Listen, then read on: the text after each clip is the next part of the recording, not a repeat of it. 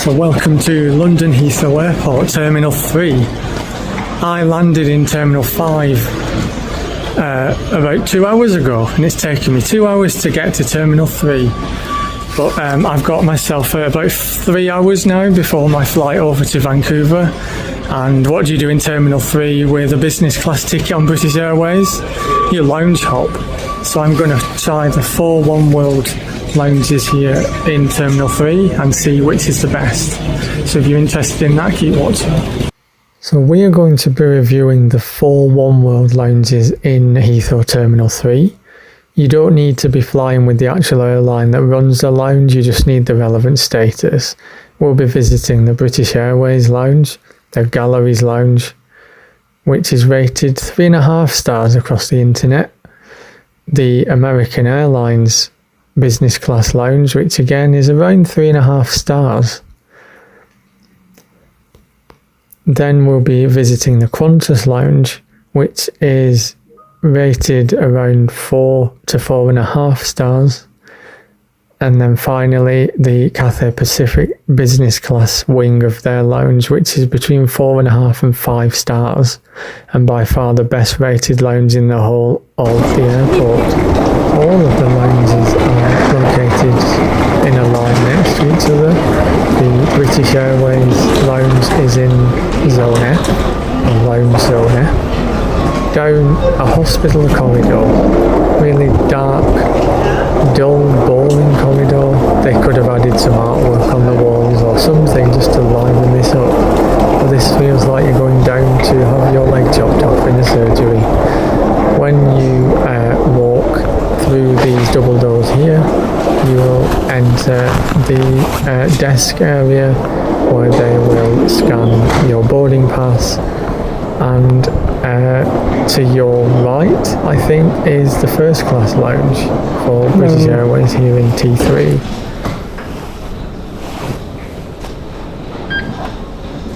Thank you. Once you're into the lounge, you pass through this odd corridor with seats. I'm not sure how often these armchairs actually get used because you're sat in a corridor. Then you've got an information desk here on your right. To your left, you've got the main food station and a couple of armchairs and tables. BA's attempt at artwork on some shelves. There's a little kids play area to the right that we are passing just now.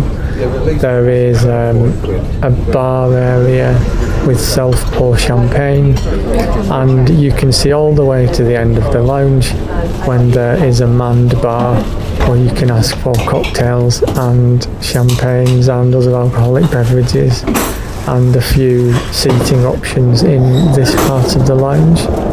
But this lounge seems really dull, and the ceiling being so low makes it really dark. Heading back towards the entrance along this long, quite thin lounge, past a big display of champagne bottles to go back to the food station. As you would expect in the business class lounge from BA, you've got the standard curries, you've got your rice, your fresh fruit and vegetables, a couple of bits of salad, nachos, and fresh juices. So first up is the Galleries Club Lounge, the British Airways Lounge. The worst lounge, according to online reviews. See, some of these are the reviews. I've just come here for a quick snack, and then I'll go to some of the better lounges, see what they're like. So keep watching. So it's just a bog standard bog here in the British Airways one.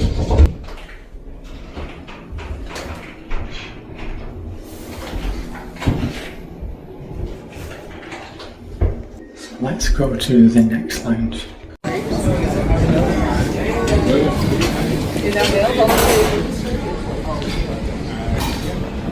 So time for lounge number 2, the American Airlines Admirals Club. So the American Airlines lounges are underneath the Virgin Atlantic Lounge here in Terminal 3. Hello. Let's check it out. In Vancouver? Yep. Let's check your passport, please. Have you used that lounge before? No. So straight through to the Admirals Club. We won't make announcements for that flight because it's a BA flight, but you're more than welcome to use a BA as well. But you're all registered? Thank you. Thank you. Anything, give us a shout. Thanks. So you have this little corridor here towards the business class section of the lounge. To the left you have an odd little seating area, but then it opens up into this big lounge with hardly anyone in it, suspiciously quiet. I know there was an American Airlines flight leaving not long before I was in the lounge, so I don't quite know where everyone was, but it's a circular lounge with lots of different seating styles in different parts of the lounge, and a little sweet section for those with a really sweet tooth, like a lot of my American viewers might have. To the right of the sweets section you have a shelf with a couple of different types of magazines. I'm assuming you can just take them. Well, I did anyway. So the second lounge is the American Airlines Admirals Lounge. It's really quiet here.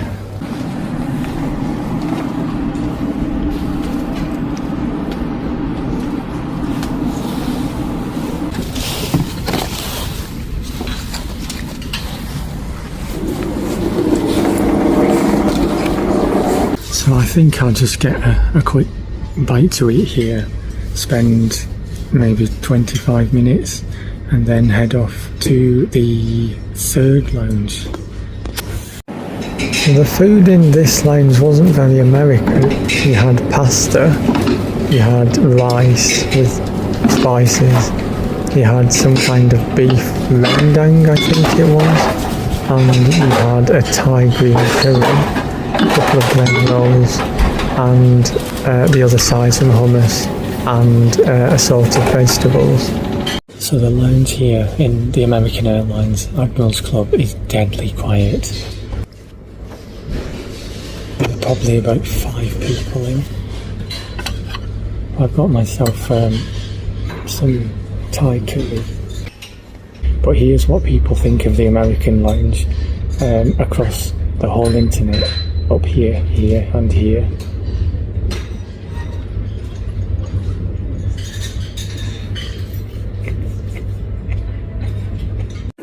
Again, relatively standard bug here in the Admirals Lounge.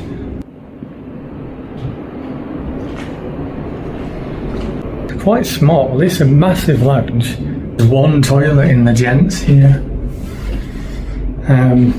But yeah, I think I'm bored of this lounge now. I think I'm going to go to the next lounge. So the next lounge is the Qantas Lounge. All of the lounges are right next to each other, so it's really easy to find them. This Qantas Lounge definitely had the best entrance. Hello. Thank you. Welcome to the lounge. Just to let you know, you're going to Vancouver, yeah? Yep. I have no idea what that is. There is no gate 10. Gate 10 doesn't exist, so completely ignore that. Just look for your flight number on the screen. Yeah, gate show 425. So yeah, don't be looking because it's not there.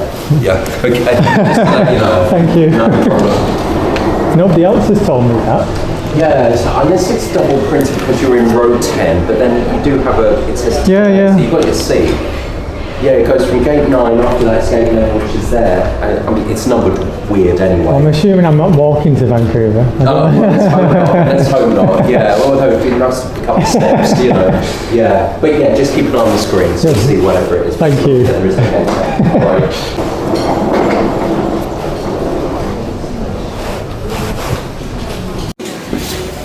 So the Qantas Lounge for the business passengers is upstairs, which is different to the other two.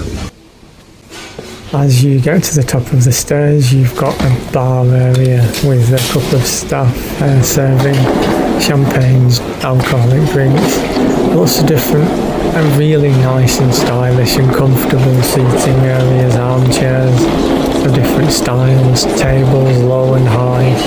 You have a booth area where you can sit with friends and family or just sit on your own in an armchair.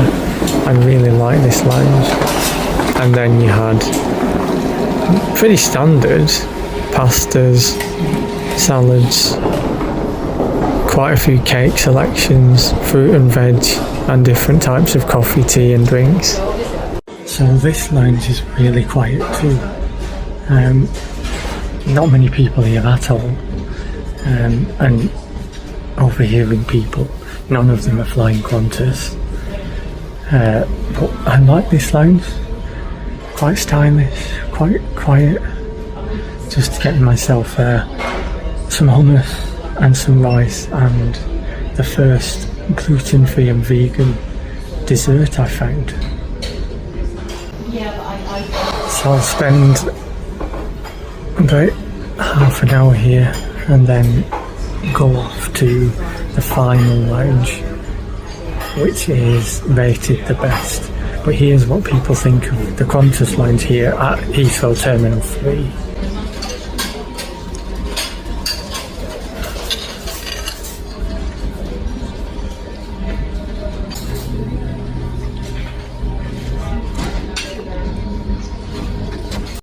So these things are so good.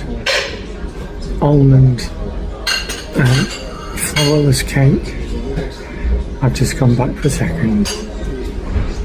The branding is definitely on point in this lounge, even all over the napkins and cutlery. This is something I haven't seen in any other lounge, a specialist tea designed for the lounge, for travellers to help boost their immune system and their energy while they're travelling. So I've never seen this before in a lounge, a speciality tea designed just for travelling. And it comes in an cast iron teapot. Oh, it's pink.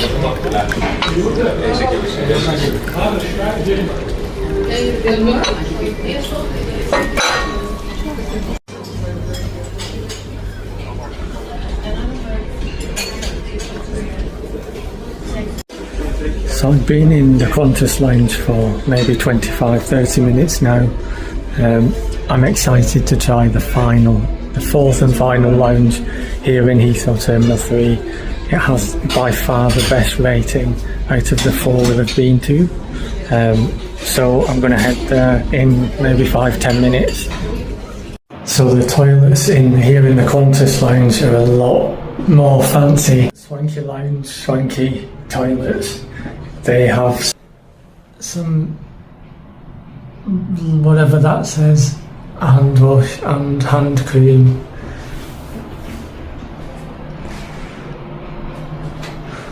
And a stylish mirror.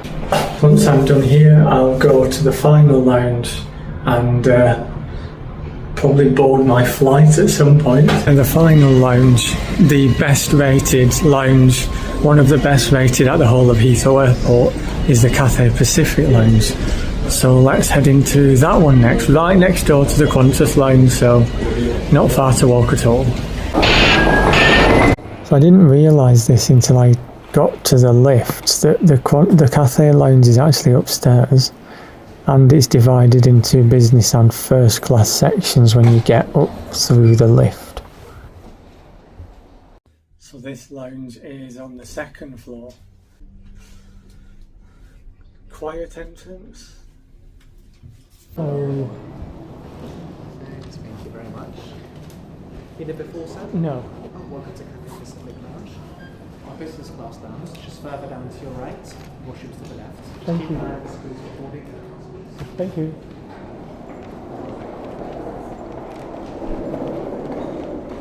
The lounge was extremely busy at this time, and there were more people than seating, which suggests that this is a very popular lounge, but also it can't handle the number of people that are currently accessing it, whether that's because they're flying Cathay or on one of the other Oneworld airlines from Terminal 3.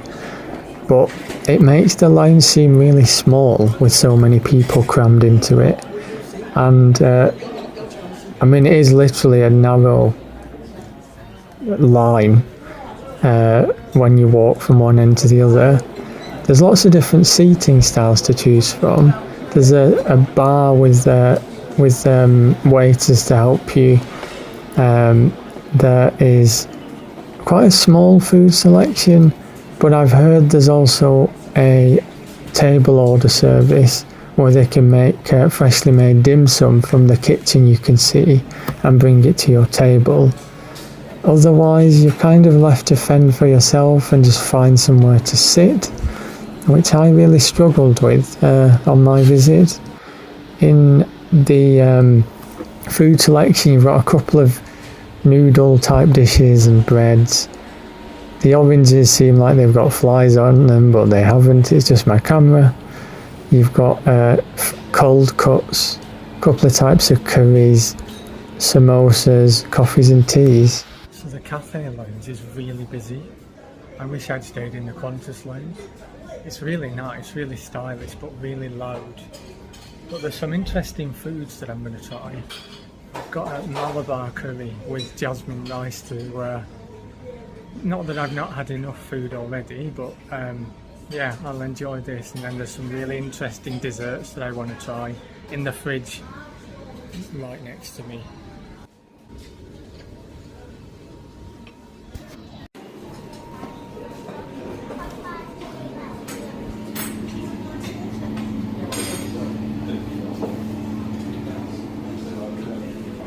I've got myself a coconut and pandan leaf panna cotta, bright green, and a silver leaf jing tea.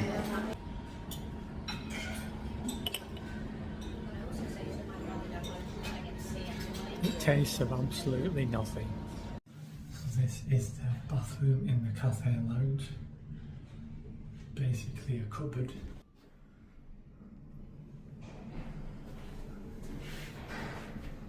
If I stand from one end to the other, I can touch both sides of the cupboard.